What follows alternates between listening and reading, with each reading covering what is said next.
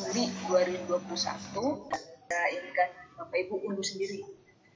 Untuk kata pengantar, Ibu dan Bapak, nanti kata pengantar itu harus mengantarkan pembaca sehingga pembaca tahu isinya apa di dalamnya, gitu ya.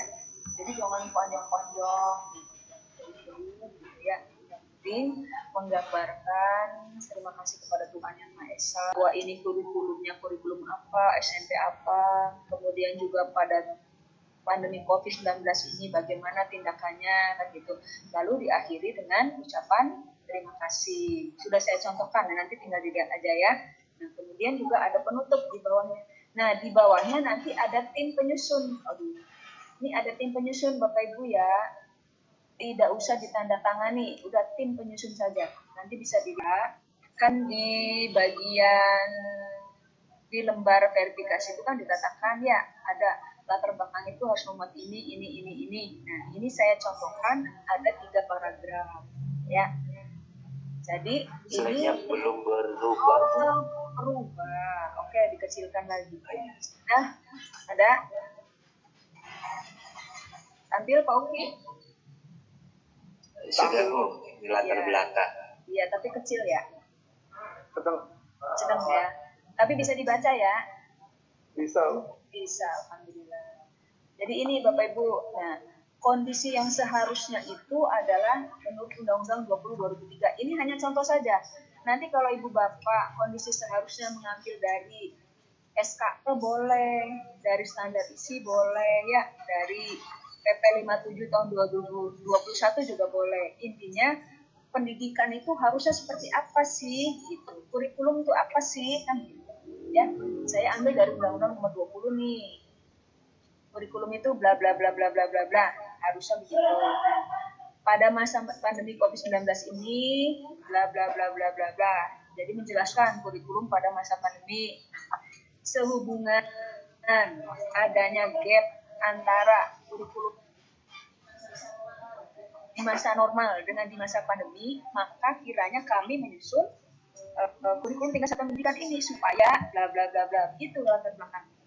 Jadi menjelaskan kenapa sih kita menyusun KTSP itu, ya. Nah, sampai di sini ada pertanyaan dulu nggak? Silakan. Boleh? Sebelum saya lanjut. Barangkali ada pertanyaan dulu?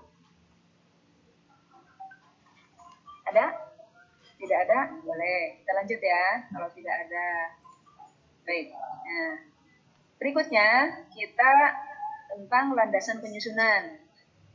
Untuk landasan penyusunan, Ibu dan Bapak tinggal copy paste dari instrumen terpal. Ditambah tadi oleh Pak Uki itu Pergub 69 tahun 2013 tentang KIKD bahasa daerah ya. Dan kemudian yang memakai kurikulum pusat itu mencantumkan 37 2018, sementara Ibu Bapak yang memakai kurikulum khusus pilih yang balitbang. Itu saja kuncinya ya. Tidak usah dua-duanya dicantum. Salah Bu, dua-duanya boleh-boleh saja. Tapi lebih elok landasan hukum itu yang digunakan hanya yang memang digunakan saat ini. Berikutnya visi, misi, dan tujuan.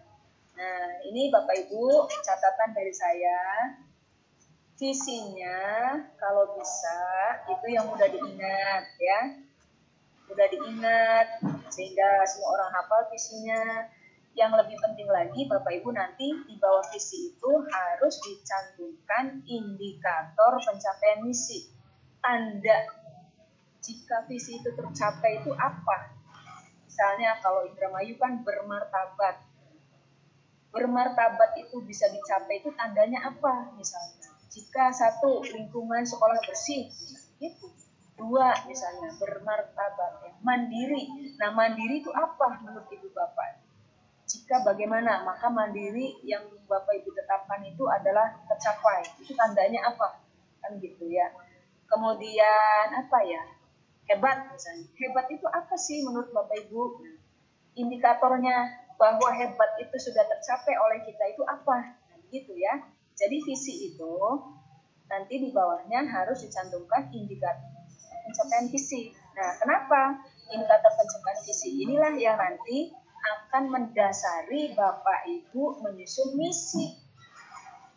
Oh ya, misalnya indikatornya ada 5, misinya pun 5. Boleh kurang, jangan. Kalau indikatornya 5, minimal misinya 5. Boleh 10, boleh 100, boleh. Ya, gitu. Jadi satu indikator visi boleh untuk beberapa misi. Karena misi itu kan gerakan operasional kita ya, untuk mencapai visi seperti itu. Nah, kemudian untuk tujuan satuan pendidikan, ingat akronim SMART. SMART itu spesifik, khusus, measurable, terukur, kemudian achievable, bisa dicapai. Kemudian R-nya, siapa yang masih ingat R-nya apa? Realistis ya. Nah, kemudian T-nya adalah time bound-nya. Jadi jangka waktunya kapan. Nah, jadi tujuan satuan pendidikan itu yang khusus, dapat diukur, dapat dicapai, realistik atau sesuai dengan keadaan sekolah. Kemudian juga waktunya juga ada. Misalnya pada tahun ajaran berapa, pada semester berapa, nah gitu ya, dalam berapa tahun kan gitu, dicantumkan ada SMART ya. Jadi nanti tujuan satuan pendidikan tiap sekolah itu akan berbeda-beda karena ditentukan oleh visinya ya, maka tujuan satuan pendidikannya juga beda. Dan pastinya visi yang kita buat itu kan pertama harus sesuai dengan, bukan sesuai ya, tidak jauh dari visi kabupaten kita, visi dinas pendidikan, kemudian visi dari Kabupaten Indramayu, yaitu bermartabat kan gitu. Nah, Bapak Ibu, apakah visi itu harus diubah? Sehubungan visi Indramayu diubah, bisa jadi. Ya, karena apa? Visinya aja dulu remaja, sekarang mah bermartabat. Bisa jadi kita juga menyesuaikan diri misalnya gitu. Tapi jika visi yang kita sudah tentukan itu sudah sesuai dengan bermartabat, maka tidak usah direvisi, tapi judulnya adalah direview atau ditinjau ulang. Setelah ditinjau ulang, apakah ada revisi besar, revisi kecil, atau tetap digunakan? Nah, itu harus dicantumkan dalam berita acara, dalam notulen. Kenapa visinya itu? Apakah visinya tetap digunakan? Apakah direvisi? Ya, apakah diperbaiki sedikit atau diubah? Gitu. Boleh. Yang mana yang bisa dilakukan oleh Ibu dan Bapak? Ya. Setiap sekolah itu punya pandangan masing-masing terhadap pencapaian visi, misi, dan tujuannya. Ya. Jadi itu harap dicantumkan dalam kegiatan tinjau ulang visi, misi, dan tujuan sekolah. Nah, nanti dicantumkan dalam lampiran KTSP ya. Nah, berikutnya muatan kurikulum nasional. Nah, ini muatan kurikulum nasional itu, Bapak Ibu, karena kita menggunakan kurikulum 2013, maka induknya adalah Permendikbud nomor 35 tahun 2018 tentang kurikulum 2013 ya. Pada saat ini menggunakan 35 tahun 2013. Nah, terdiri dari kelompok A dan kelompok B mata pelajaran itu. Apa bedanya A dan D? Kelompok A dan B itu sama-sama bertujuan untuk mengembangkan kompetensi, pengetahuan dan keterampilan, tetapi kemampuannya yang berbeda, penerapannya. Kalau kelompok A itu dalam kehidupan bermasyarakat, berbangsa dan bernegara, jadi secara luas, ya, sebagai warga negara. Sementara kelompok B tuh, yang 3 aspek tadi terkait dengan lingkungan dalam bidang sosial, budaya, dan seni. Jadi kalau kelompok A itu otak apa? Kiri apa kanan? Kiri. Yang B otak.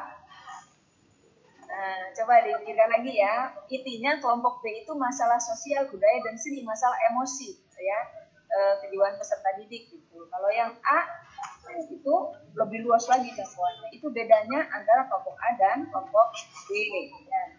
Itu muatan kurikulum nasional.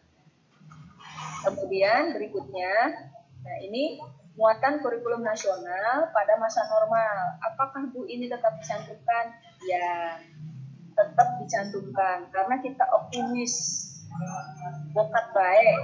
Ya, barangkali saja nanti di semester 2 ternyata tiba-tiba COVID-nya lenyap. Nah, maka kita segera selamat bergabung. mewujudkan profil pelajar Pancasila. Cirinya apa? Profil pelajar Pancasila itu memiliki 6 profil, Bapak Ibu. Yang pertama mandiri, kedua beriman dan bertakwa kepada Tuhan Yang Maha Esa, ketiga berkebinekaan berkebinekaan global, kebinekaannya sekarang sudah mendunia, Bapak Ibu, tidak hanya lokal ya, global. Rasnya sudah ras sedunia. Kemudian bergotong royong, kreatif, dan bernalar kritis. Nah, jadi Ibu Bapak, seperti yang saya tuliskan di sini, ini fokusnya pada menciptakan profil pelajar Pancasila. Kemudian ini diimplementasikan melalui contoh, jadi bukan melalui mata pelajaran. Ya, pelajaran khusus misalnya, buat tidak ada. Jadi penumbuhan budi pekerti itu diintegrasikan dalam kegiatan pembelajaran maupun ekstrakurikuler. Nah, intinya intrakurikuler, kokurikuler, ekstrakurikuler, pokoknya ketiga kegiatan ini ujung-ujungnya harus menciptakan profil pelajar Pancasila. Bagaimana peserta didik itu bisa mandiri, ya bisa menggali, bisa belajar sendiri dan sebagainya. Beriman, bertakwa itu menjalankan agamanya. Berkebinekaan global bahwa dia memahami bahwa ya manusia itu beragam sifatnya, rasnya, agamanya dan lain sebagainya. Ada yang negro, ada yang Chinese, ada yang bule, ada yang kulitnya kuning, putih dan lain sebagainya. Anak-anak harus paham gitu ya. Jadi tidak menjadi bahan ejekan dan lain sebagainya, tidak ada bully. Kemudian membiasakan berkolaborasi. Bapak Ibu dalam pembelajaran maupun dalam kegiatan ekskul, anak-anak harus diajak berkolaborasi. Dan ini nanti hasilnya itu harus diwujudkan dalam bentuk karya dan itu akan dinilai dalam akreditasi sekolah.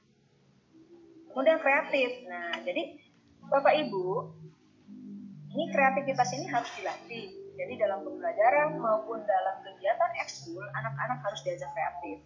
Nanti kita bicarakan selanjutnya ya.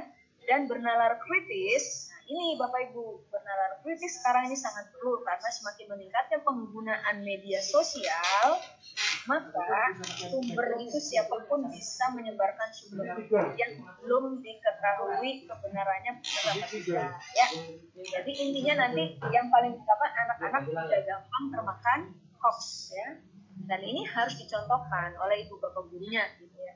Nah, jadi yang tadi itu adalah elemen-elemen kuncinya Bapak Ibu ya. Nah, misalnya nomor 1, beriman. Nah, elemen kuncinya apa sih?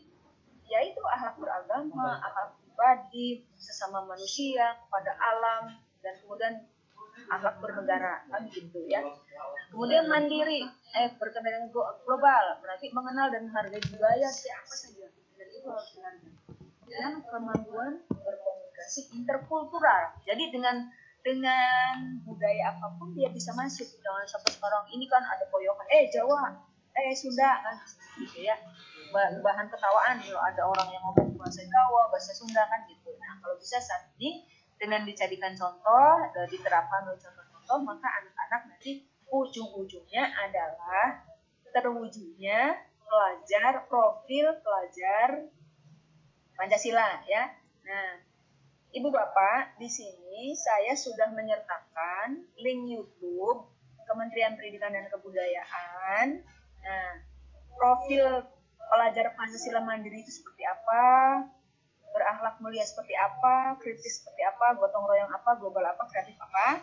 Nanti Ibu Bapak tim pengembang kurikulum, saya wajibkan melihat video-video ini. Sehingga nanti dalam uraian budi pekerti, nanti Bapak Ibu sudah bisa menguraikan. Misal contoh, pendidikan budi pekerti yang dilaksanakan di SMP Negeri 3 Lelea adalah sebagai berikut. Untuk mandiri, kami menyelenggarakan ini, misalnya. Berakhlak mulia, ini, misalnya gitu. Dan itu bisa jadi antar sekolah berbeda, dan memang harus berbeda, ya. Beda sedikit. Nah, untuk itu, untuk bisa menjelaskan profil pelajar Pancasila seperti apa, maka saya mewajibkan Ibu dan Bapak nanti menonton video-video ini ya. Nah, nanti setelah saya bagikan, nanti saya unggah di Drive, silakan diunduh. Bapak Ibu nanti ya syukur-syukur ada yang sudah menonton. Dan nanti Ibu Bapak, setelah terinspirasi dari video Kemendikbud, saya minta ibu dan bapak juga membuat video seperti itu, tetapi sudah diadaptasi dengan keadaan sekolah ibu dan bapak masing-masing, unggah di YouTube. Nah, saat kalau misalnya ada Kementerian dan Kebudayaan mencari video tersebut, pasti saya tahu infonya, nanti saya uploadkan ke sana. Dan ini juga nanti akan dinilai dalam akreditasi sekolah ya. Gitu. Nanti ibu bapak tonton saja videonya. Nanti alamatnya saya kirim ke Google Drive ya. Tinggal diunduh saja. Nah, berikutnya untuk BK. Nah, Bapak Ibu, untuk BK ini nanti Bapak Ibu tinggal menjelaskan BK-nya, strateginya seperti apa, siapa yang melaksanakan, programnya apa saja. Intinya ini saya sudah menyertakan ya, BK-nya itu apa saja sih, ada layanan pribadi, layanan belajar, sosial, dan karir. Dan ini harus ada bukti fisiknya semua Ibu dan Bapak ya. Nanti setelah ini, setelah KTSP selesai, nanti kita akan kumpul lagi membahas tentang akreditasi sekolah ya. Poin per poin, bisa jadi pertemuannya tidak cukup sekali kan gitu ya. Gak apa-apa, yang penting ibu bapak ngerti semua, sehingga nanti tidak gelagapan begitu akreditasi dengan instrumen yang baru malah feder kan gitu ya. Nah, ibu dan bapak, BK ini boleh diberi jam di kelas, boleh juga full di luar mata pelajaran. Bukan, maksud saya di luar KBM boleh ya. Sama dengan wajib putri slide-nya untuk yang BK belum ditampil. Oh, belum tampil. Oke. Ini udah. Oke. Ya. Jadi ibu dan bapak untuk BK ini boleh dimasukkan ke dalam beban belajar di kelas, boleh juga tidak ya. Yang di luar kelas juga boleh karena ekivalen dengan 2 jam pelajaran. Intinya kalau BK itu 150 orang, ya udah berarti dia 24 jam pelajaran. Silakan strateginya diceritakan oleh ibu dan bapak. BK-nya itu ini saja layanannya, lalu siapa yang melaksanakan, kapan dilaksanakan, apakah dalam jam pelajaran ataukah di luar, kan gitu ya. Gitu Bapak Ibu. Nah, berikutnya bintik ya, tadi sudah dikatakan oleh Pak Firman ya, jadi kita tidak usah bahas lagi ini. Nah, sekarang untuk ekstrakurikuler. Nah, Bapak Ibu juga nanti untuk ekstrakurikuler pada masa pandemi COVID-19 ini diceritakan strateginya, harusnya seperti ini kan gitu.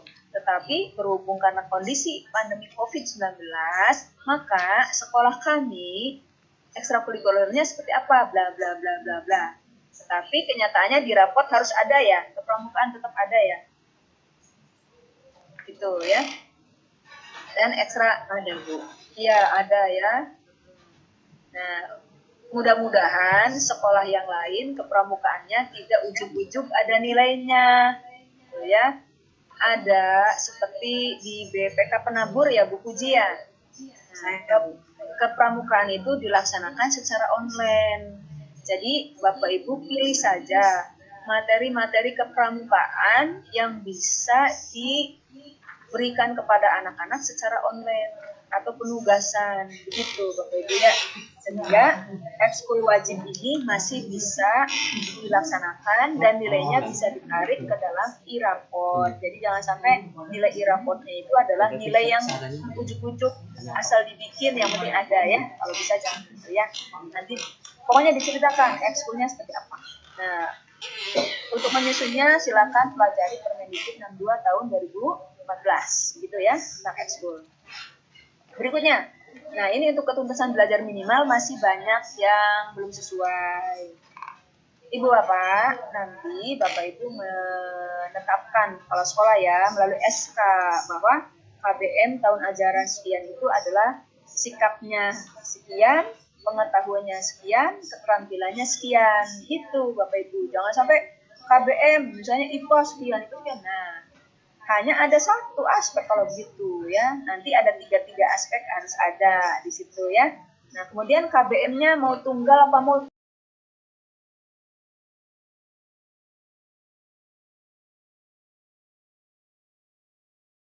pertanyaan dulu yang seperti yang sudah saya jelaskan di atas. Silakan kalau yang mau bertanya. Nanti kita berdiskusi bareng-bareng ya. Ada yang mau ditanyakan tidak? Cukup. Cukup, jelas ya. Alhamdulillah, udah pada pinter soalnya. Alhamdulillah lah. Atau ada yang ingin berpendapat, boleh, silakan. Ya. Boleh, mau berpendapat, mau bertanya, boleh. Mumpung kita masih kumpul, ya. Nah, Pak Uki, masih ada Pak Uki? Instrumen verifikasi mana ada? Nah, Bu. Ya, silakan Pak. Ya, silakan. Ya, terima kasih Bu Haji. Ya. Berkaitan dengan tadi penetapan untuk penentuan KBM ya, KBM yang dulunya KKM. Ini dikaitkan dengan pemberian nilai untuk raport ya anak-anak. Kita ketahui bahwa nilai raport siswa itu kan ada yang namanya nilai dan predikat. Ya. Nilai predikat. Dan deskripsi apa ya? Ada deskripsi. Ya. Nah, nampaknya ini tingkat kebermanfaatannya tuh menurut kami tidak ada yang deskripsi nilai raport itu. Misalkan nilainya sekian, misalkan 85, predikatnya B, deskripsinya anak atau siswa berkompetensi baik dalam hal memasak apa. Nah, ini menurut kami ini buang-buang waktu. Gitu ya. Ya, relevansinya dengan anak-anak kami yang mau SMA tidak dihitung. Oh gitu. Ya kan? Apalagi tahun ini sudah dimulai bahwa untuk PPDB keluar itu pengolahan nilai menggunakan rumus kalibrasi. Jadi anak-anak yang peringkat 1 saja yang diterima. Makanya banyak yang protes orang tua. Nah, jadi guru kayaknya memang itu sistem yang menghitung, yang menetapkan kalau ini sekian, predikat sekian, deskripsi ini, itu nggak dibaca sebenarnya. Manfaatannya nggak ada, menurut kami nggak ada. Iya. Ya kan? Relevansi untuk ke atasnya juga tidak dilihat oleh tim panitia PPDB sepatu, tidak dilihat. Jadi barangkali Bu Haji barangkali berkesempatan bertemu dengan orang-orang hebat di atas yang bisa mengkritik mereka. Kami di lapangan memang tidak repot lah bola itu. Tapi tingkat bermanfaatannya untuk apa? Ya. Demikian, terima kasih Bu Haji. Ya, terima kasih. Ada enggak Bapak Ibu yang ingin mengutarakan pendapat? Ini pertanyaan bagus dari Pak Agus. Boleh. Menarik ini Pak Agus untuk didiskusikan. Bisa nggak selesai lama ini. Ada? Pak Sugeng, ayo. Belum ngomong-ngomong Pak Sugeng. Diam aja Pak Sugeng. Pak Sarip masih ada di situ nggak ini Pak Sarip? Nggak nongol-nongol Pak Sarip.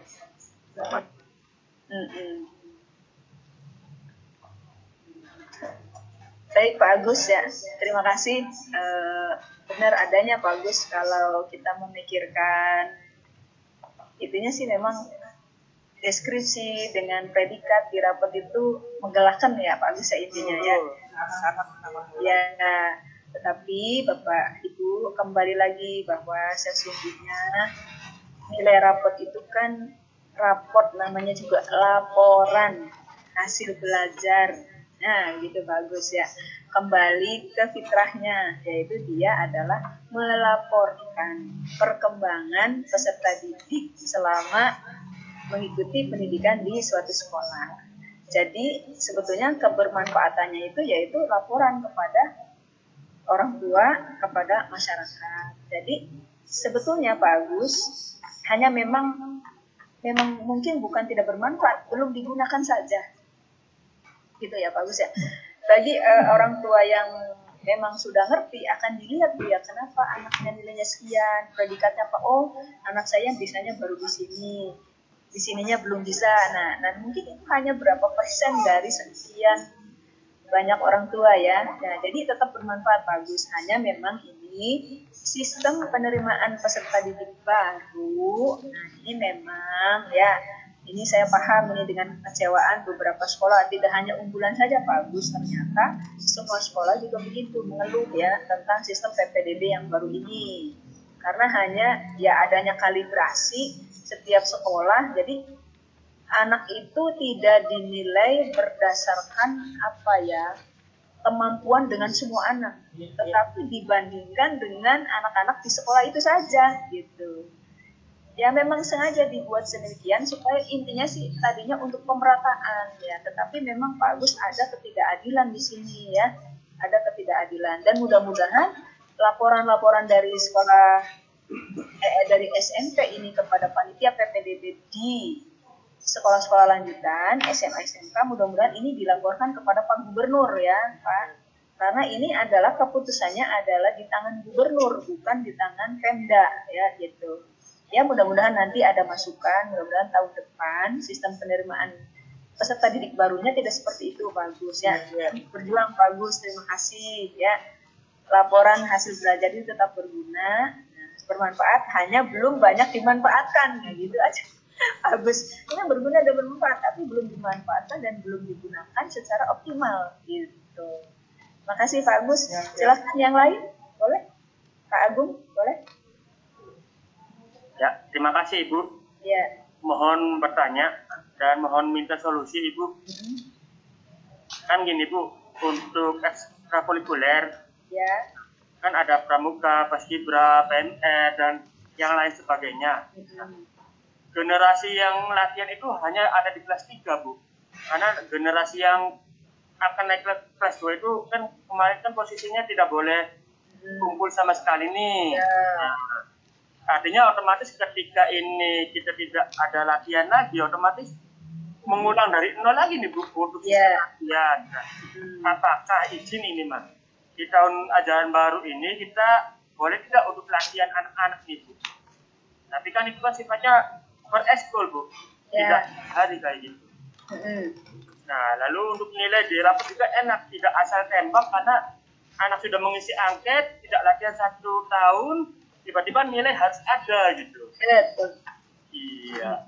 Gimana ya? Mohon solusinya Ibu. Terima kasih. Terima kasih Pak Agung. Dari saya sedikit aja, boleh nanti ditambahkan kalau yang lain. Proses pembelajaran aja tidak boleh tatap muka, apalagi kegiatan ekskul. Solusinya silakan Bu Puji. Silakan Bu Puji. Ya, bagi pengalaman aja ya Pak Agung ya. Siap. Jadi kalau di penabur itu kita dari awal memang diharuskan ada ekskul Pak. Karena terus terang kami itu kan nggak menerima bos. Jadi kami itu kan menerima sumbangan dari orang tua. Nah itu bentuk tanggung jawab kita adalah sampai ke ekskulnya. Jadi kita mengupayakan pakai Zoom Pak. Dengan alternatif ini, ketika anak masuk ke Zoom dengan memakai baju pramuka saja, itu sudah dianggap hadir Pak. Sudah ada nilai kehadiran. Lalu yang kedua, setiap hari-hari khusus kepramukaan, kayak misalnya ulang tahun pramuka begitu ya, kita laksanakan upacara online Pak, pakai Zoom. Kok saya tidak dengar suara Bu Puji ya? Itu yang juga. Oh kurang besar kan? Kok saya enggak ya? Ya jadi kalau pas hari upacara hari pramuka begitu 14 Agustus gitu ada misalnya ada upacara khusus kepramukaan, lalu kami tetap membentuk kayak pratami begitu ya. Nah, tadi saya pertanggungjawabannya ke orang tua siswa.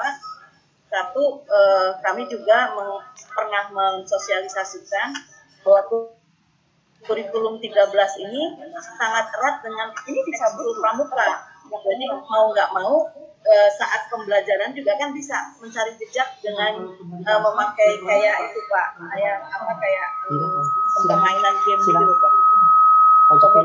Pioneering. Kalian pioneering itu dengan menggunakan sumpit Pak. Kita memakai sumpit lalu pakai benangnya pakai benang kasur begitu ya. Dan itu anak bisa Pak. Lalu kemudian pramuka yang cinta lingkungan, kita pakai seragam sebenarnya prakarya daur ulang. Itu dilombakan sampai tingkat ke penabur 15 kota Pak. Jadi kita penabur 15 kota juga menyelenggarakan yang namanya galang-galang. Jadi kita semua harus aktif gitu. Jadi pramukanya kita ya pinter-pinternya kita mencari. Seperti misalnya kita kayak tebakan pakai puisi dengan menggunakan Zoom, anak-anak ngikutin di sana. Lalu kemudian Mad Club itu karena jadi ujungnya nanti ada persiapan ke OSN sih sebenarnya. KSN maaf, ke KSN. Jadi itu untuk mengisi ekskul menggantikan yang fisik gitu, karena memang fisik tidak boleh. IT Club juga ada Pak, jadi kepandaian anak-anak membuat video, membuat animasi dan sebagainya, nanti di kelas 9 itu mahakarya mereka akan ditayangkan gitu, dilombakan untuk semua anak kelas 9 dan disaksikan oleh orang tua muridnya, jadi itu menjadi kebanggaan akhirnya gitu. Nah itu ekskul-ekskul yang bisa di push di di saat pandemi, ya kita push di saat pandemi gitu aja Pak. Oke, siap. Ya, terima kasih Ibu masukannya. Ya, sama-sama. Ya.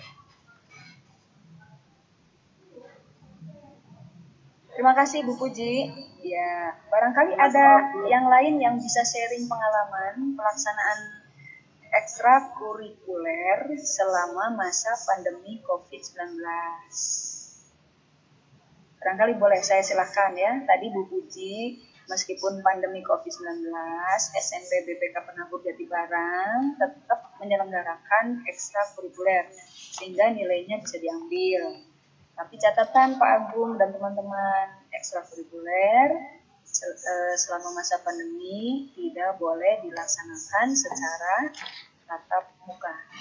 Tapi bisa dicari alternatif lain minimal untuk ekskul kepramukaan itu bisa dilaksanakan. Gitu. Dipilih saja materi-materi yang bisa dilaksanakan secara online atau diberikan penjelasan. Tadi kan Bu Puji sudah memberikan beberapa contoh sharing pengalaman. Ya, silakan yang lain. Ada yang mau menambahkan atau bertanya hal yang lain boleh. Kita masih ada waktu 12 menit lagi menuju pukul 15. Izin menambahkan Bu. Izin menambahkan Bu. Ya, silakan Pak Firman. Terima kasih Bu. Ini tadi jadi saya mencari-cari dokumen ini Bu. Tentang informatika. Jadi yang tadi saya sampaikan tentang permen itu Bu, Peraturan Menteri Pendidikan dan Kebudayaan RI ya. Itu yang tentang informatika untuk SMP itu nomor 35 tahun 2018. Ya. Jadi tentang perubahan atas Peraturan Menteri Pendidikan dan Kebudayaan nomor 58 tahun 2014 itu yang terbarunya. Kemudian di dalam permen tersebut menjelaskan diantaranya adalah tentang mata pelajaran kelompok A dan kelompok B Bu ya. Nah di dalam kelompok B itu di situ tertulis A seni budaya, B pendidikan jasmani olahraga dan kesehatan, dan C prakarya dan garis miring atau informatika. Itu yang kelompok B, yang permen tadi Bu ya. Kemudian di dalam penjelasannya di keterangan di bagian bawah dari struktur tersebut, di keterangan bagian huruf I ini ada keterangan menjelaskan bahwa untuk mata pelajaran prakarya dan garis miring atau mata pelajaran informatika, satuan pendidikan menyelenggarakan salah satu atau kedua mata pelajaran tersebut. Peserta didik dapat memilih salah satu mata pelajaran, yaitu mata pelajaran prakarya atau mata pelajaran informatika yang disediakan oleh satuan pendidikan. Ya. Demikian Bu, jadi ada sampai keterangannya di situ pelaksanaannya, dan alhamdulillah tadi sudah kami jelaskan di sekolah kami, insya Allah sudah berjalan dan selama ini tidak ada masalah Bu. Ya. Gitu. Terima kasih Bu. Ya, terima kasih Pak Firman. Ya, mudah-mudahan bermanfaat. Ibu Nur, hati-hati sedang dalam perjalanan, saya lihat nih. Nyetir sendiri ya, Bu? Nyetir sendiri? Enggak. Oh, ya udah.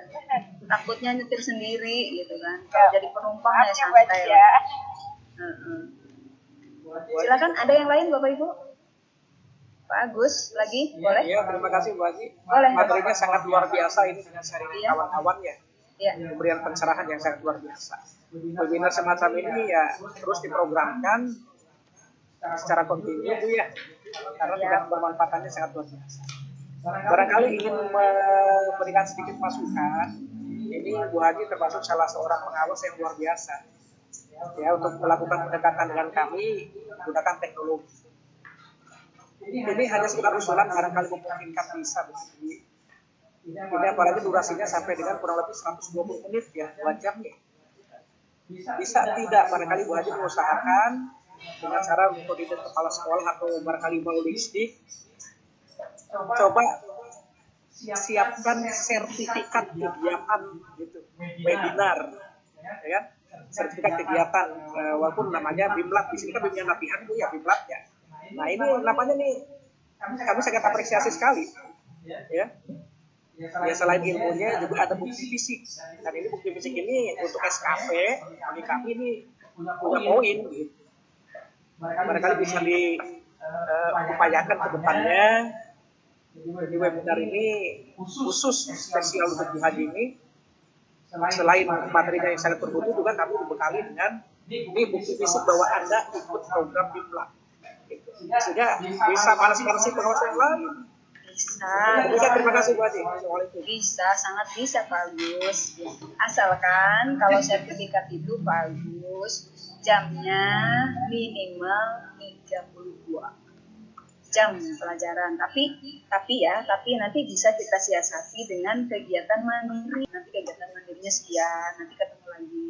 Boleh, nanti kita siapkan ya dengan materi-materi yang terkini lah, yang bisa menunjang peningkatan mutu pendidikan di sekolah ibu dan bapak. Kalau ibu dan bapak bersedia, ya akan saya akomodir gitu nanti ya.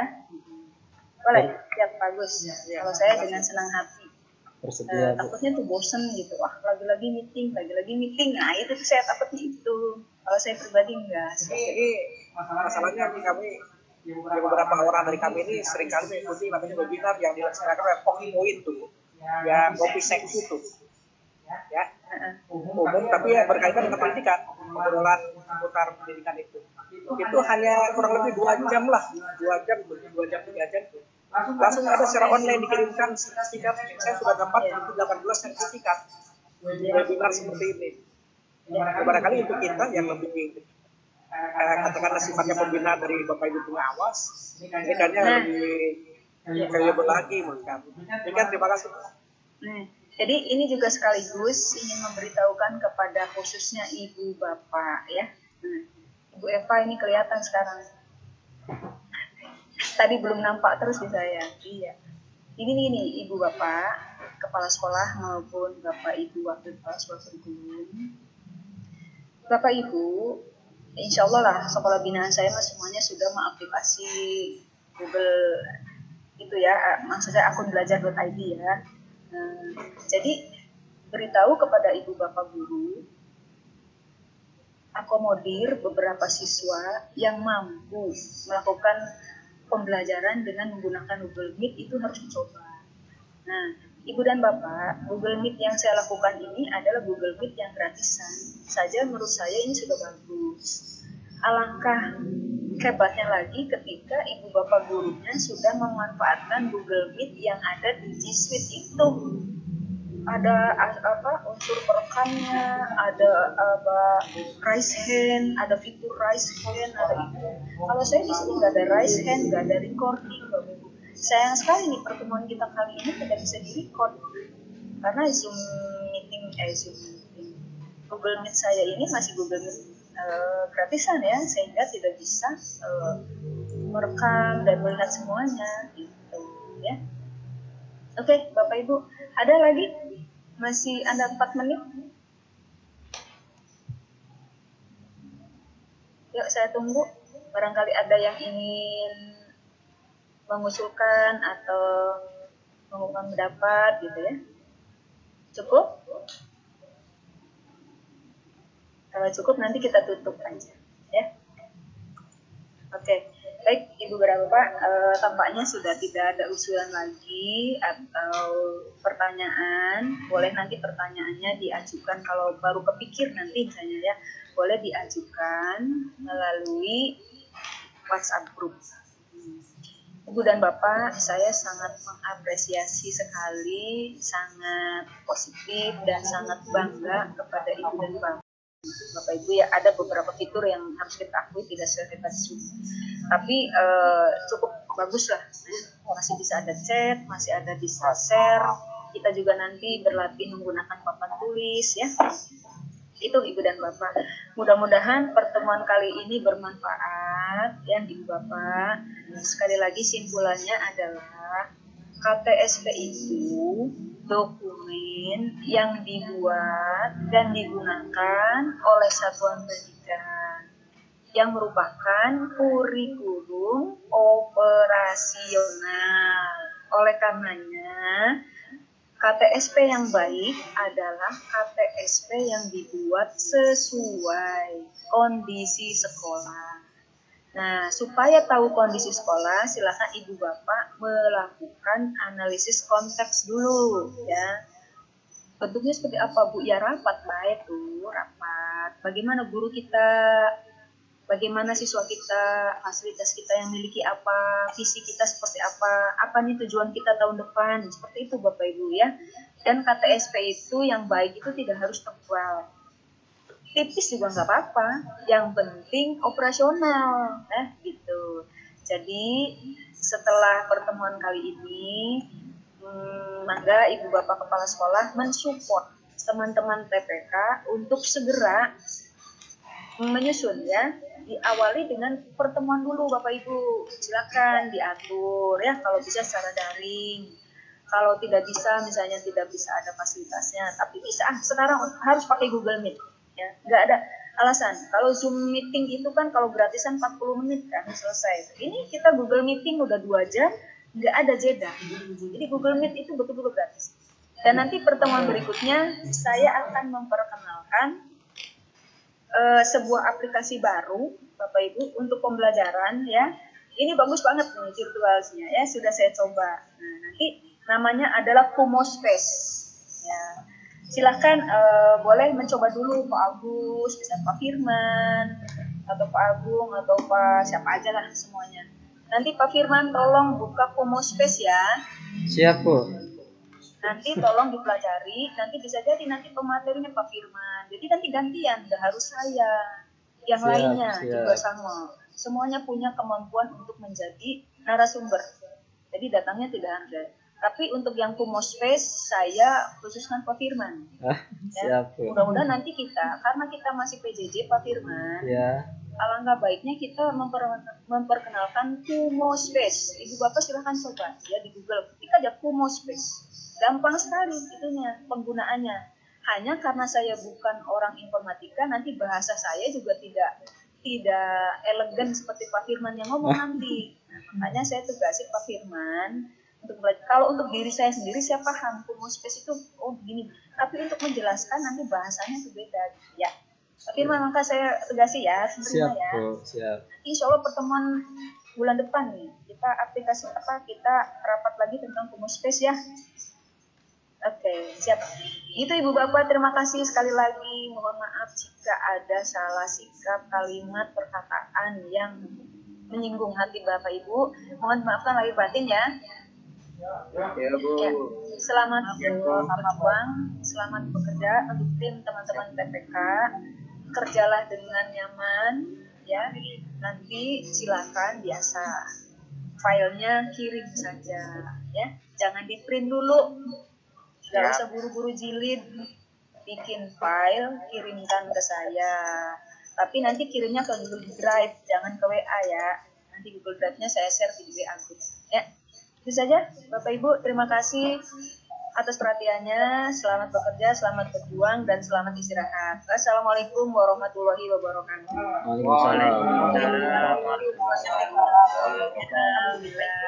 Mari kita tutup dengan membaca hamdalah. Alhamdulillahirabbil alamin.